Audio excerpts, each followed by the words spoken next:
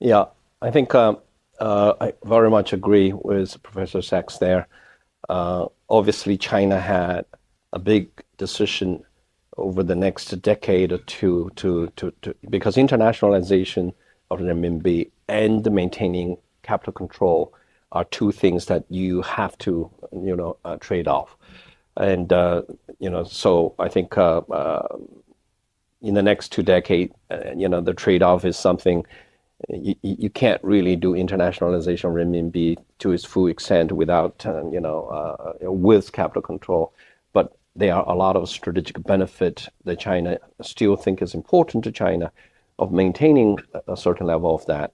So let's assume that the current status of capital control or of free convertibility is not going to be, happening right away in the foreseeable future.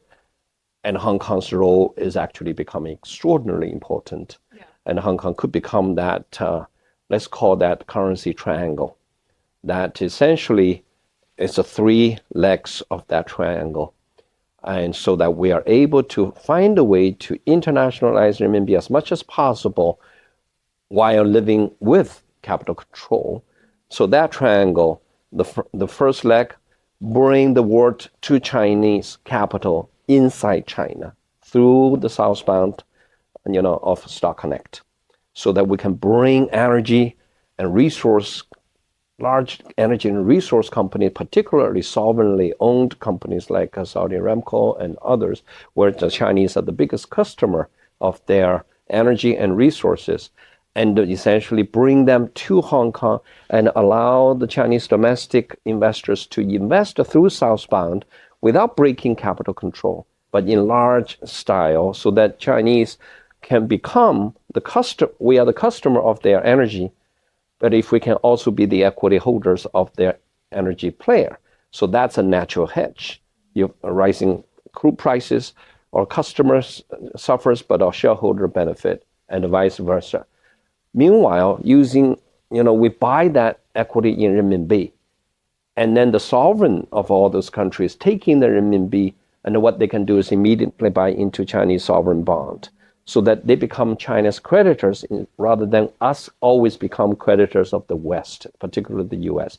So that big leg, bring the world to Hong Kong with Chinese money, not having to leave China. The second leg of that currency triangle is really bring the world to Hong Kong, or bring the capital, Chinese capital that is in Hong Kong, taking them to the world. Because today, China needs to, begin to invest in other countries, begin to move into other markets, begin to, export its manufacturing capacity and many other things to the world, going in different places so that it does not becoming, being held a hostage of the trade war. So I think going with Chinese players, creating an international expansion, but bring that capital market operation in renminbi in Hong Kong.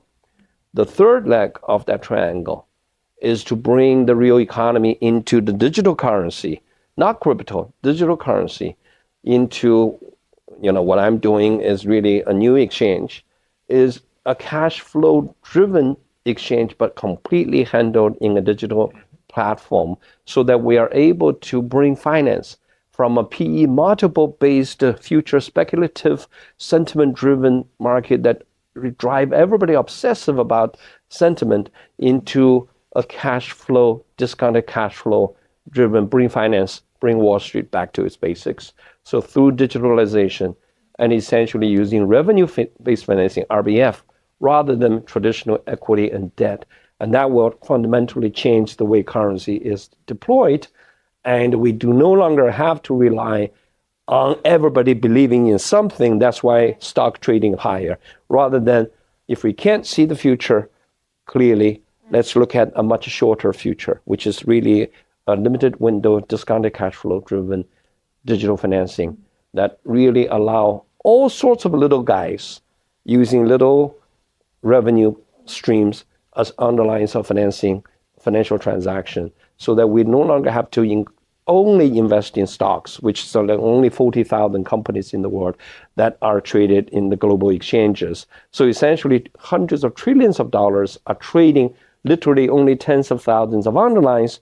And, we are all looking at behind us. If there's a big line behind me buying the stock, I will buy 20 times So it's all PE. speculation. It's all speculation. Yeah.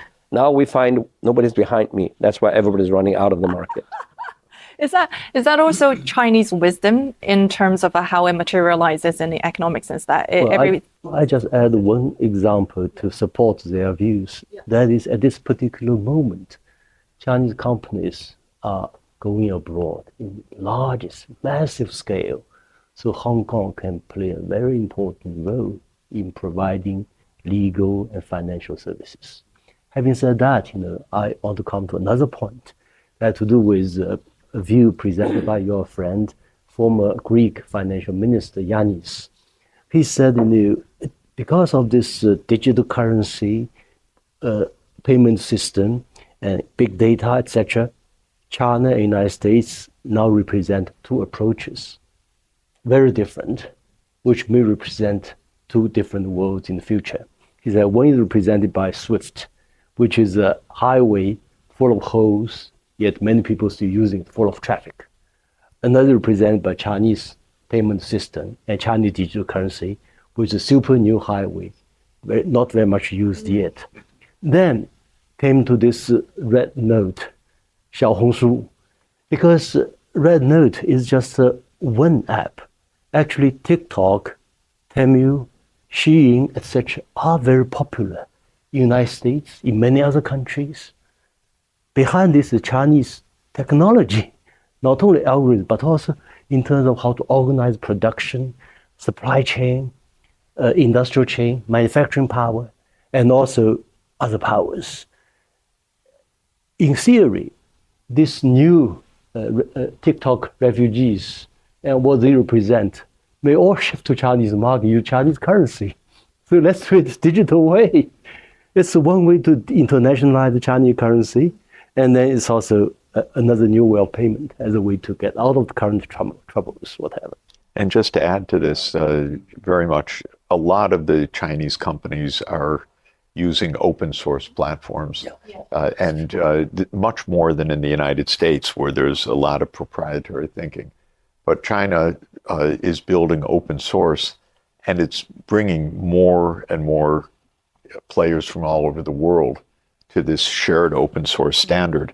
And there will be a tipping point where you better be on that platform because it's too narrow to be on a platform that is a proprietary platform. So I think China's bet on open source is a winning bet as well. If we're ready to wrap up, and may I just get a final word from Professor Zhang Weiwei? Now, I'm a bit biased here because we've been working with him for the past over a decade, and no short of exaggeration, we literally created content that literally shaped a generation of how Chinese youth worldview is.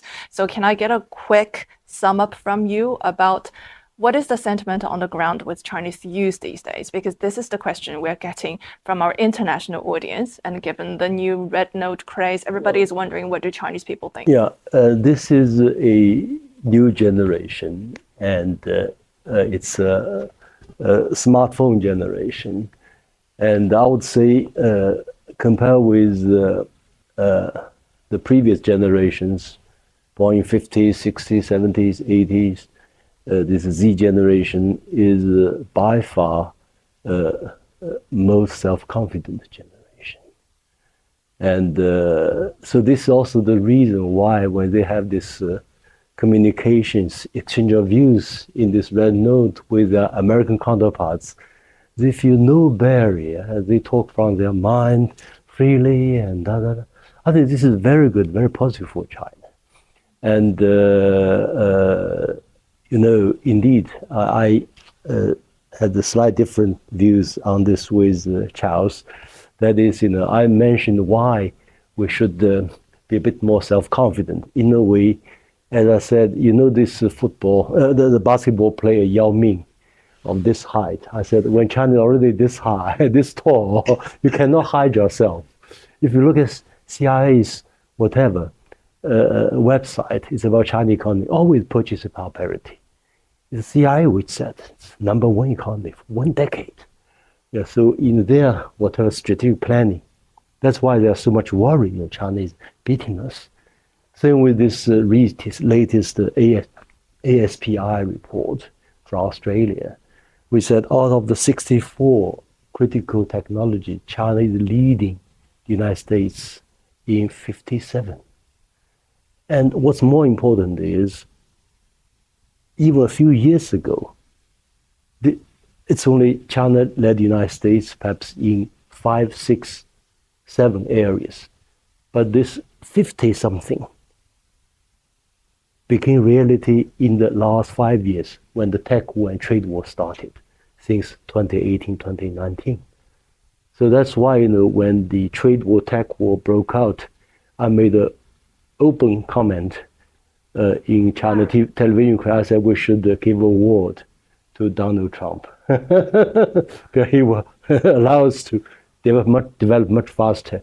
It's nicknamed Nation Builder. I want to make sure that I'm not disagreeing with, So essentially, I believe that you need to be strategically arrogant, but tactically humble. Right. That's what I do. All you need to think, confidently. You need to act humbly.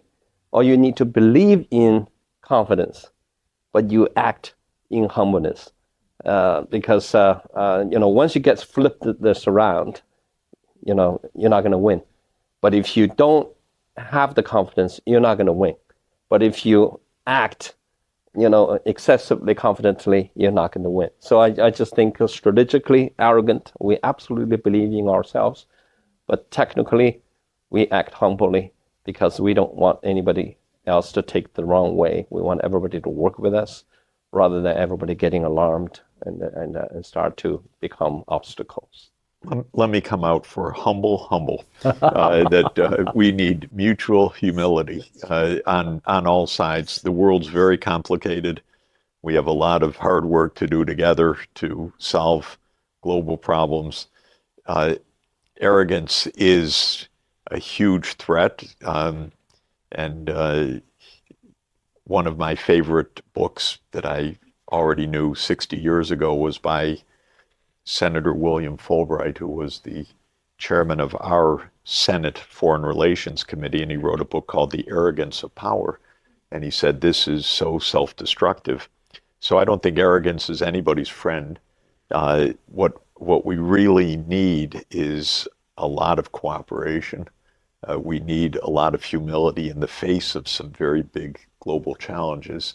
And we need a lot of friendship, which now is on Red Note and TikTok. And so fortunately, the people in the United States and China are making the connections. Maybe they will inspire the leaders to make the connections too. That's a beautiful note to end. Thank you so much for everything. Thank you. 偷偷告诉大家，我最近发现了新法宝 Royal Face 逆时奇迹系列，它有活肤露、全效精华，还有精华霜。尤其我皮肤比较偏干，所以我非常的注重保湿。保湿做得好，肌肤自然烹润。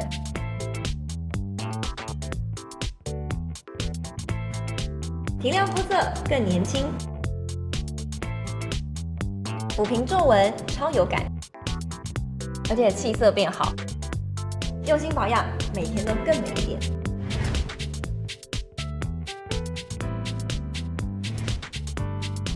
美吧。